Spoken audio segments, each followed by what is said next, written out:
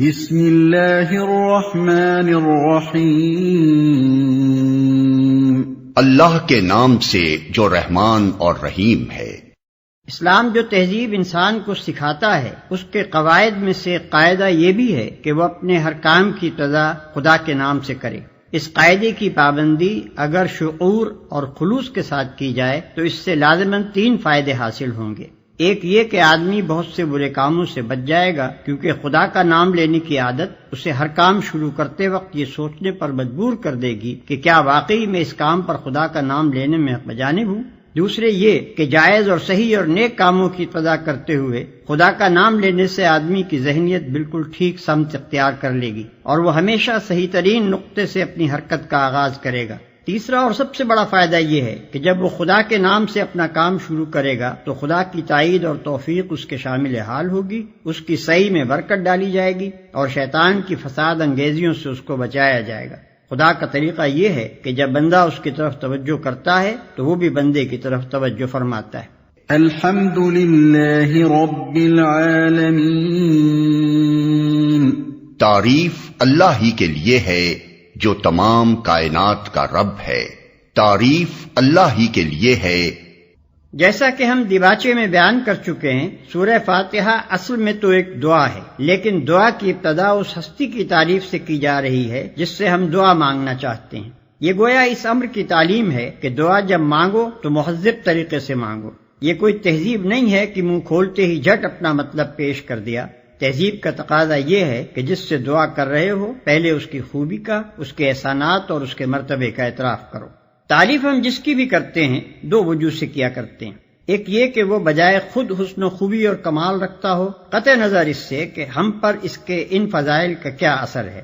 دوسرے یہ کہ وہ ہمارا محسن ہو اور ہم اعتراف نعمت کے جذبے سے سرشار ہو کر اس کی خوبیاں بیان کریں۔ اللہ تعالیٰ کی تعریف ان دونوں حیثیتوں سے ہے۔ یہ ہماری قدر شناسی کا تقاضا بھی ہے اور احسان شناسی کا بھی کہ ہم اس کی تعریف میں رد اللسان ہوں۔ اور بات صرف اتنی ہی نہیں ہے کہ تعریف اللہ کے لیے ہے، بلکہ صحیح یہ ہے کہ تعریف اللہ ہی کے لیے ہے۔ یہ بات کہہ کر ایک بڑی حقیقت پر سے پردہ اٹھایا گیا ہے، اور وہ حقیقت ایسی ہے جس کی پہلی ہی ضرب سے مخلوق پرستی کی جڑ کٹ جاتی ہے۔ دنیا میں جہاں جس چیز اور جس شکل میں بھی کوئی حسن، کوئی خوبی، کوئی کمال ہے، اس کا سرچشمہ اللہ ہی کی ذات ہے۔ کسی انسان، کسی فرشتے، کسی دیوتا، کسی سیارے، غرض کسی مخلوق کا کمال بھی ذاتی نہیں ہے بلکہ اللہ کا عطیہ ہے۔ پس اگر کوئی اس کا مستحق ہے کہ ہم اس کے گرویدہ اور پرستار، احسان مند اور شکر گزار، نیاز مند اور خدمتگار بنے تو وہ خالق کمال ہے، نہ کہ صاحب کمال، جو تمام کائنات کا رب ہے۔ رب کا لفظ عربی زبان میں 3 معنوں میں بولا جاتا ہے۔ 1 مالک اور آقا، 2 مربی پرورش کرنے والا، خبرگیری اور نگہبانی کرنے والا، 3 فرمانروا، حاکم، مدبر اور منتظم۔ اللہ تعالیٰ ان سب معنوں میں کائنات کا رب ہے۔ الرحمن الرحیم، رحمان اور رحیم ہے۔ انسان کا خاصہ ہے کہ جب کوئی چیز اس کی نگاہ میں بہت زیادہ ہوتی ہے تو وہ مبالغے کے صیغوں میں اس کو بیان کرتا ہے، اور اگر ایک مبالغے کا لفظ بول کر وہ محسوس کرتا ہے کہ اس شے کی فراوانی کا حق ادا نہیں ہوا تو پھر وہ اسی معنی کا ایک اور لفظ بولتا ہے تاکہ وہ کمی پوری ہو جائے جو اس کے نزدیک مبالغے میں رہ گئی ہے۔ اللہ کی تعریف میں رحمان کا لفظ استعمال کرنے کے بعد پھر رحیم کا اضافہ کرنے میں بھی یہی نقطہ پوشیدہ ہے۔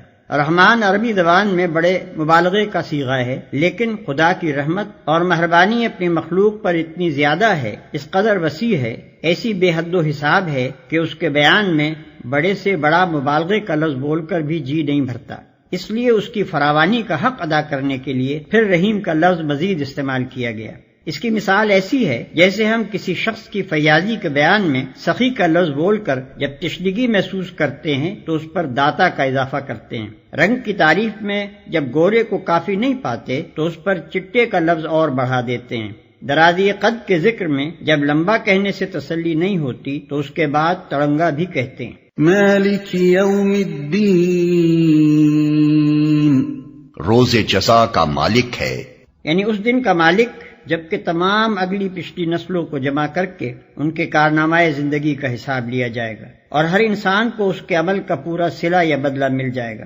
اللہ کی تعریف میں رحمان اور رحیم کہنے کے بعد مالک روز جزا کہنے سے یہ بات نکلتی ہے کہ وہ نرا مہربان ہی نہیں ہے بلکہ منصف بھی ہے، اور منصف بھی ایسا با اختیار منصف کہ آخری فیصلے کے روز وہی پورے اقتدار کا مالک ہوگا، نہ اس کی سزا میں کوئی مزاحم ہو سکے گا اور نہ جزا میں مانے۔ لہذا ہم اس کی ربوبیت اور رحمت کی بنا پر اس سے محبت ہی نہیں کرتے بلکہ اس کے انصاف کی بنا پر اس سے ڈرتے بھی ہیں، اور یہ احساس بھی رکھتے ہیں کہ ہمارے انجام کی بھلائی اور برائی بالکلیہ اسی کے اختیار میں ہے۔ إياك نعبد وإياك نستعين ہم تیری ہی عبادت کرتے ہیں اور تجھی سے مدد مانگتے ہیں، ہم تیری ہی عبادت کرتے ہیں۔ عبادت کا لفظ بھی عربی زبان میں 3 معنوں میں استعمال ہوتا ہے۔ 1 پوجا اور پرستش، 2 طاعت اور فرما برداری، 3 بندگی اور غلامی۔ اس مقام پر تینوں معنی بیک وقت مراد ہیں، یعنی ہم تیرے پرستار بھی ہیں، مطیع فرمان بھی اور بندہ و غلام بھی۔ اور بات صرف اتنی ہی نہیں ہے کہ ہم تیرے ساتھ یہ تعلق رکھتے ہیں، بلکہ واقعی حقیقت یہ ہے کہ ہمارا یہ تعلق صرف تیرے ہی ساتھ ہے۔ ان تینوں معنوں میں سے کسی معنی میں بھی کوئی دوسرا ہمارا معبود نہیں ہے۔ تجھی سے مدد مانگتے ہیں، یعنی تیرے ساتھ ہمارا تعلق محض عبادت ہی کا نہیں ہے بلکہ استعانت کا تعلق بھی ہم تیرے ہی ساتھ رکھتے ہیں۔ ہمیں معلوم ہے کہ ساری کائنات کا رب تو ہی ہے اور ساری طاقتیں تیرے ہی ہاتھ میں ہیں اور ساری نعمتوں کا تو ہی اکیلا مالک ہے، اس لیے ہم اپنی حاجتوں کی طلب میں تیری طرف ہی رجوع کرتے ہیں، تیرے ہی آگے ہمارا ہاتھ پھیلتا ہے اور تیری مدد ہی پر ہمارا اعتماد ہے۔ اسی بنا پر ہم اپنی یہ درخواست لے کر تیری خدمت میں حاضر ہو رہے ہیں۔ اهدنا الصراط المستقيم ہمیں سیدھا راستہ دکھا، یعنی زندگی کے ہر شعبے میں خیال اور عمل اور برتاؤ کا وہ طریقہ ہمیں بتا جو بالکل صحیح ہو، جس میں غلط بینی اور غلط کاری اور بد انجامی کا خطرہ نہ ہو، جس پر چل کر ہم سچی فلاح و سعادت حاصل کر سکیں۔ یہ ہے وہ درخواست جو قرآن کا مطالعہ شروع کرتے ہوئے بندہ اپنے خدا کے حضور پیش کرتا ہے۔ اس کی گزارش یہ ہے کہ آپ ہماری رہنمائی فرمائیں اور ہمیں بتائیں کہ قیاسی فلسفوں کی اس بھول بھلیاں میں حقیقت نفس الامری کیا ہے، اخلاق کے ان مختلف نظریات میں صحیح نظام اخلاق کون سا ہے، زندگی کی ان بے شمار پگڈنڈیوں کے درمیان فکر و عمل کی سیدھی اور صاف شاہراہ کون سی ہے۔ صراط الذين أنعمت عليهم غير المغضوب عليهم ولا الضالين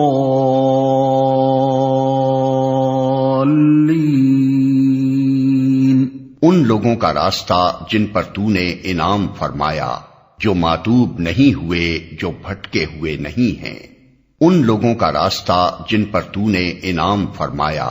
یہ اس سیدھے راستے کی تعریف ہے جس کا علم ہم اللہ تعالیٰ سے مانگ رہے ہیں، یعنی وہ راستہ جس پر ہمیشہ سے تیرے منظور نظر لوگ چلتے رہے ہیں، وہ بے خطا راستہ کہ قدیم ترین زمانے سے آج تک جو شخص اور جو گروہ بھی اس راہ پر چلا وہ تیرے انعامات کا مستحق ہوا اور تیری نعمتوں سے مالا مال ہو کر رہا، جو ماتوب نہیں ہوئے، جو بھٹکے ہوئے نہیں ہیں۔